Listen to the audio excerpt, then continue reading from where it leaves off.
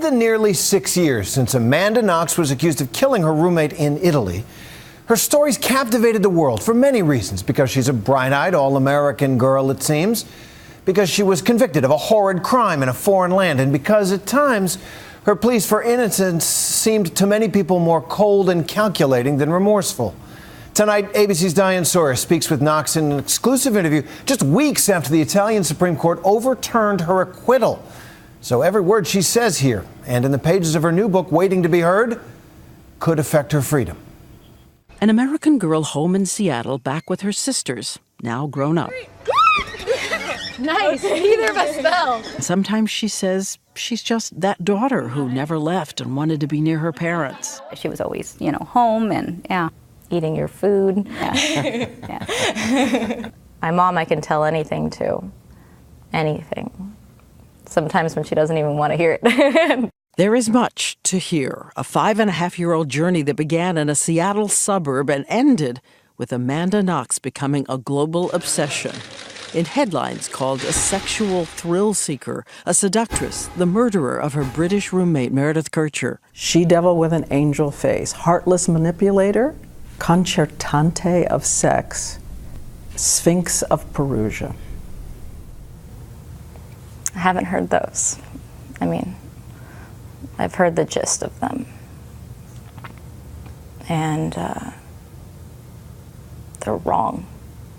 For all intents and purposes, I was a murderer, whether I was or not. She had stayed near home for college, made Dean's List, but when she was a junior, decided it was time to venture out. An adventure of fill in the blank. An adventure of selfhood. She worked 3 separate jobs to earn the money for her year abroad. Her mom was excited.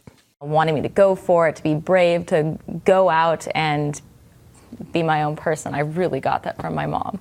Her sister Deanna dropping her off in Italy and making a video as they head there, teasing her about her new life with the boys she'll meet. First, that naked Michelangelo statue of David. Are you excited to see David? David, the statue of David. Oh.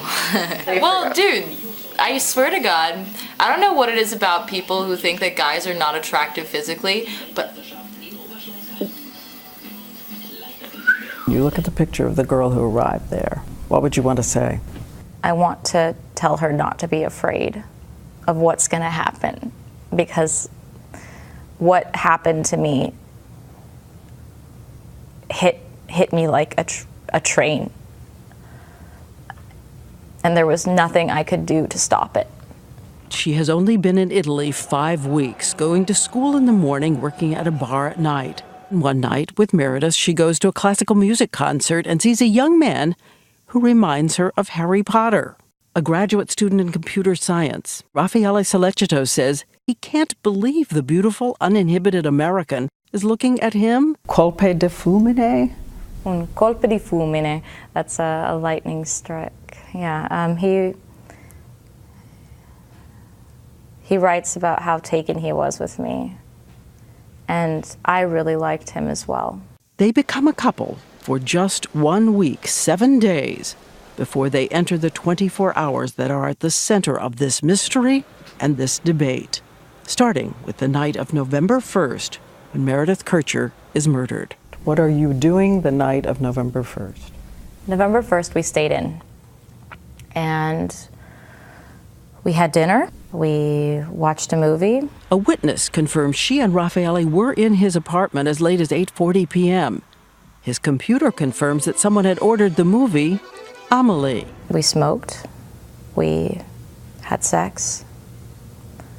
We were together. We just hung out together. We made faces at each other. We were being silly and together. How high were you? I had smoked a joint with Raphael, and what that did to my memories was it made them less concrete, but it didn't black them out and it didn't change them. You remember with clarity that you did not go out that night. You stayed in the whole night. We stayed in the whole night. The next morning, it is undisputed that Knox is the first person in the house after the murder. She says she made the 5-minute walk from Raffaele's apartment to take a shower at home and get fresh clothes. You go home to take a shower? He has a shower. Why go home? Well, he had a crummy shower. She says she noticed the front door standing open, thought it was odd, but the latch didn't always work. She took a shower after seeing blood in the bathroom sink. She says wondering if maybe Meredith hadn't cleaned it up, or was it her own newly pierced ears? At the sink when I was taking out my earrings that I noticed that there were speckles of blood. But speckles, a few drops. Did you see the bath mat? Did you Not see the yet. footprint? Not yet. I saw that when I was getting out of the shower, and I thought it was strange. But you know, people look at this and they say, door open, blood in the bathroom. Those are red alarms. Well, I had never before experienced anything in my life that was drastic. I didn't think, oh my God, someone's been in here and murdered someone. Amanda Knox says she went back to Raffaele's and then they returned to the house together. They saw evidence of a break-in and Raffaele calls police. Her roommate, Filomena, is there when the door to Meredith's bedroom is knocked in. Amanda Knox says she's on the phone with her mother when she hears a torrent of Italian she doesn't understand. And someone was screaming, "A foot." And I said, I don't know, I don't understand.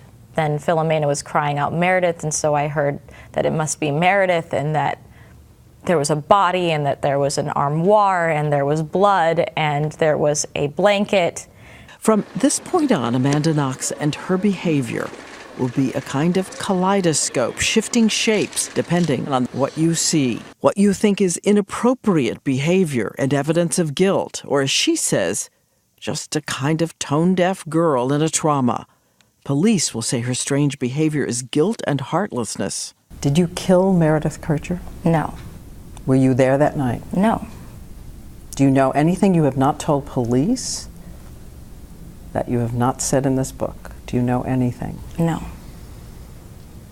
I don't. I wasn't there. At the police station, she sits in Raffaele's lap, playfully making faces, telling Meredith's friends that Meredith must have suffered. You're quoted as saying, how could she not? She got her effing throat slit. Yeah. I was angry. I was pacing, thinking about what Meredith must have been through. Sorry about that now. I wish I could have been more mature about it. Yeah. You can see that this does not look like grief. It does not read as grief. I think everyone's reaction to something horrible is different.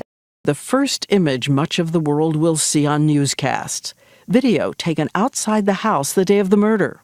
I've seen the same picture, like the kissing just can't stop. And that's not what that was. When you look at the tape, there are 3 quick kisses. Then, the rest of the time, she stares into space. She says, thinking about random fate. I felt very lost, very alone, and very vulnerable. Vulnerable. My friend had been murdered, and it could just have easily been me. Somehow, she had died in the house where we were living. And it could have been me. She would be arrested, convicted, sentenced to 26 years. When we come back, she talks about the long nights in prison and the encounter with a prison official. It was always after lights were out and no one was out and about in the prison, and he would call me into an empty office and talk to me. Just talk?